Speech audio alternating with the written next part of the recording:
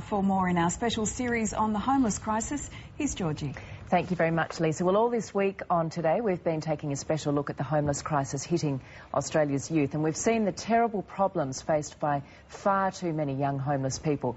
But the good news is there are also stories of hope, and John Harris, who was once a street kid, is now dedicated to helping young people turn their lives around.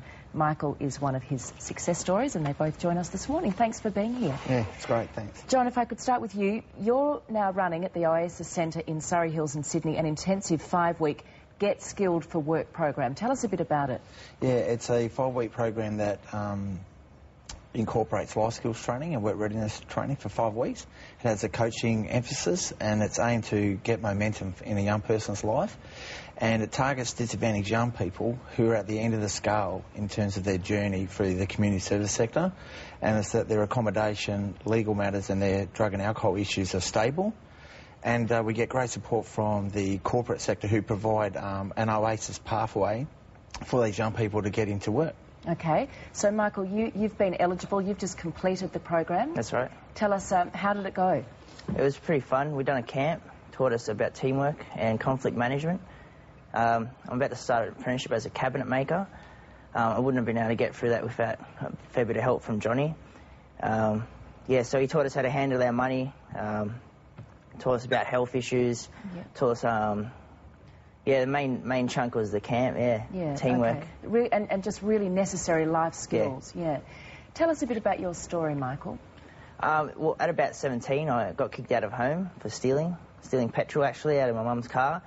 So I come back up here and I didn't really have anywhere to go except my stepdad's house, and I couldn't stay there, so I ended up just in the refuges. So Oasis came to the rescue? Oasis pretty much helped me, yeah.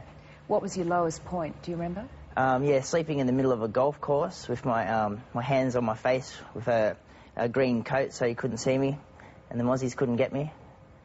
Yeah. And what was the turning point, do you think? The turning point was really hitting rock bottom and figuring that I'm not going to go any further down from here, so only way is up.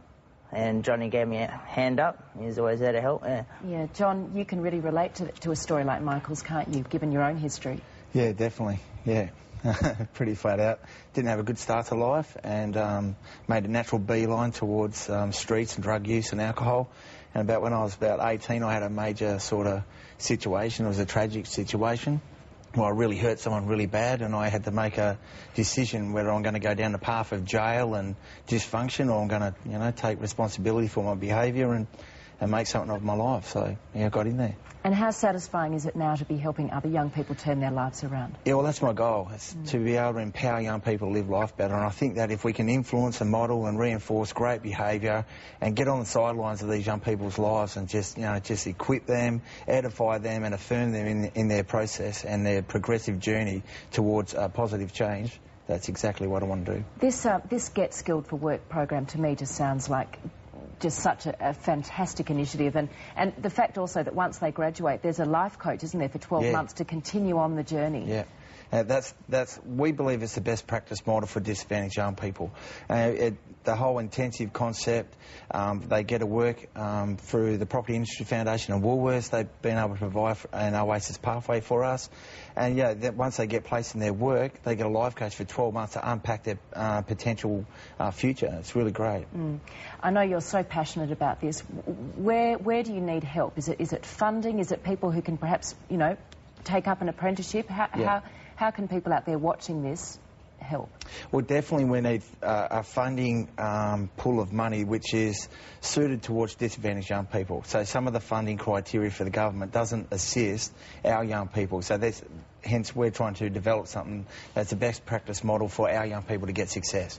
And we would love to be able to have Corporate Australia, inspire Corporate Australia to get in there and say, listen, we'll provide an Oasis pathway as well. If these young people are doing life well, if they're getting support for 12 months with a life coach, and yeah, just getting in there, we'll high-five them as well into their destiny. And it's like a bookend. We become a facilitator for change, and they become a means for self-sufficiency.